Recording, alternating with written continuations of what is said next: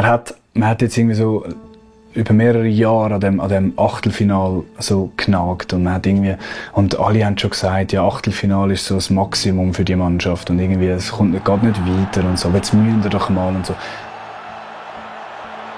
Kommst aber dann kriegst du Frankreich, also wir wissen, was das für ein Kaliber ist, wir müssen nicht darüber reden, was für Spieler sie haben, aber das ist das Schöne im Fußball, der Ball ist rund, es fängt immer bei 0-0 an und es versprüht so viele Emotionen, so viel Liebe, so viel Druck. Eine gewisse Nervosität die hast du immer. Das ist so eine Grundnervosität, die ist auch wichtig, egal gegen wer du spielst, egal wann und wie du spielst. Also, die gehört dazu. Aber ich habe mich sehr darauf gefreut und ich habe irgendwie einfach ein gutes Gefühl gehabt.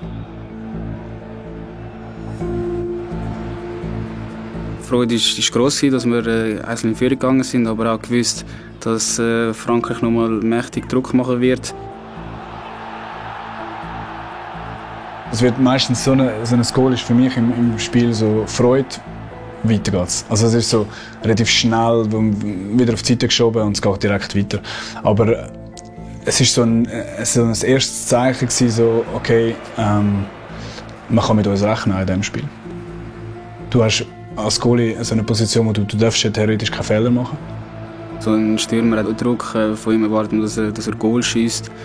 Vom Mittelfeldspieler erwartet man, dass er den letzten Pass macht, gute Pass macht, keinen Fehlpass. Klar, als Innenverteidiger, wenn du einen Ballverlust hast, hast du immer noch einen Goalie, klar, wo die retten kann. Und das ist ein ganz anderer Druck, als ein Feldspieler der hat. Und es ist sehr wichtig, dass man sich mit dem Druck befasst, dass man den annimmt, dass man ihn verarbeitet, dass man und auch lernt, eben mit ihm umzugehen.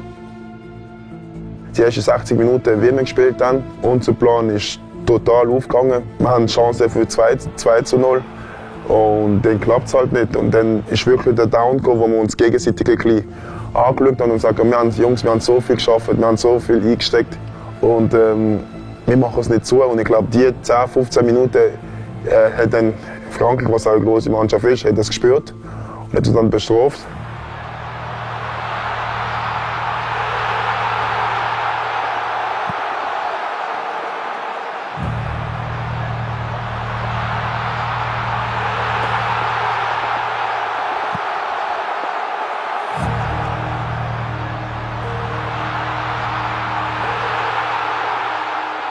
Also was mir sehr in Erinnerung geblieben ist einfach, dass wir eigentlich schon ausgeschieden sind und irgendwie gemerkt haben auf dem Platz, so, irgendwie ist es ist irgendwie noch nicht fertig. Und man hat auch gemerkt, dass der Gegner hat das vielleicht in einer gewissen Situation ein bisschen zu locker genommen auch. Sie sind schon zu sicher gewesen. Und das gibt einem ja im Sport dann so ein bisschen das Gefühl, das hat man in allen Sportarten.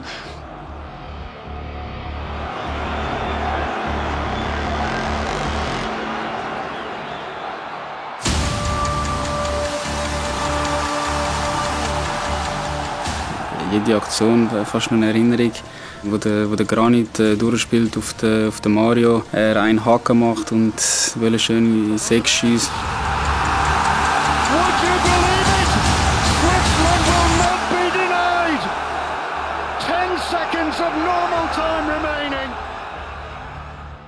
Ja, ich konnte selber nicht wirklich können glauben, dass wir jetzt wirklich noch das 3-3 gemacht haben. Und dann habe ich eigentlich gewusst, als wir nach der Verlängerung in das Penalty-Schiessen gegangen sind, habe ich gedacht, hey, irgendwie, also heute müssen wir das packen, weil jetzt haben wir so viel investiert in das Spiel. Die Historie von dem Spiel war so speziell gewesen. Darum war es für mich nie ein Ding der Unmöglichkeit gewesen.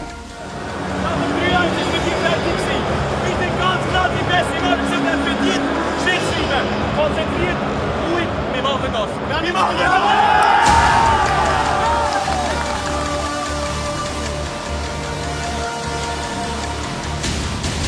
In diesem Penaltyschiessen, das ist natürlich dann irgendwie so ein Moment, wo der Ball wird angelegt. Das Stadion ist ganz ruhig, es ist so irgendwie speziell. Extrem nervös, angespannt. Man hofft, dass unsere Spieler den Penalty reinmachen, dass Jan heute einen guten Tag hat, ein paar Penalty hebt. Ich bin in dem Moment oder allgemein im Elfmeter eigentlich relativ relaxed gewesen, weil ich ein Gefühl hatte, auch, wie er könnte schiessen oder anlaufen, auch bei den anderen Spielern. Und irgendwie Ja, und dann ist klar, wenn die Entscheidung dann richtig ist und man schafft es auch noch, die eigene Hand dort anzubekommen, wo der Ball ankommt, ist auch noch, dann ist das natürlich ein schöner Moment. Zuerst mal ist es für mich emotional extrem krass gewesen, weil ich wusste, okay, ich habe den Elfmeter gegeben. Theoretisch wären wir jetzt im Viertelfinale. Und dann habe ich auch gemerkt, innerlich so die Emotionen die haben irgendwie ausbrechen, aber man hat halt noch warten, weil sie haben sehr genau auf das geschaut, jetzt gerade in so einem Moment natürlich. Und ich habe einfach dann gehofft, dass ich irgendwie noch mit einem Stück von meinem Fuß irgendwo auf der Linie bin, dass die Parade dann erzählt oder der Elfmeter. Und und nachher ist es grenzenlos gewesen. Also dann sind die Emotionen, ich meine, man hat ja gesehen, die Fans und so, das ist unfassbar gewesen. Und dann macht man keinen, man ist einfach irgendwo losgesprintet und dann wird man so getragen vom eigenen Körper. Ich weiß nicht, ob ich jemals schon so grosse Emotionen hatte, dass man dann das Ding noch am Schluss gewinnt. Das, ja, würde ich fast sagen, ist eines meiner schönsten Erlebnisse, die ich im Fußball hatte. Größter Erfolg und sehr gerne wieder, ja. Und dann ist es einfach schön, mit den Jungs, mit dem Staff, das zu feiern, mit den Fans, das zu feiern, die mitgereist sind. Und dann nachher haben wir die Bilder gesehen, die in der Schweiz waren. Das war absolut crazy gewesen. Wie Euphorie da war, auch nach dem Turnier, wo wir heute noch davon leben, wo Leute noch heute darüber reden, dass wir heute noch das Interview machen. Und das sind die schönen Sachen, wo ich sage, wenn du klein bist, wo du dich erträumst. Und ich sage, es ist alles möglich mit unserer Mannschaft und das denke ich wirklich mit 100% Selbstvertrauen. Ja, 3-1 gegen Frankreich. Irgendwie, die sind Weltmeister gewesen, schon Europameister. Das wird schwer. Nur wenn du auf dem Platz stehst, darfst du nicht gleich denken. Darum war es für mich nie ein Ding der Unmöglichkeit gewesen.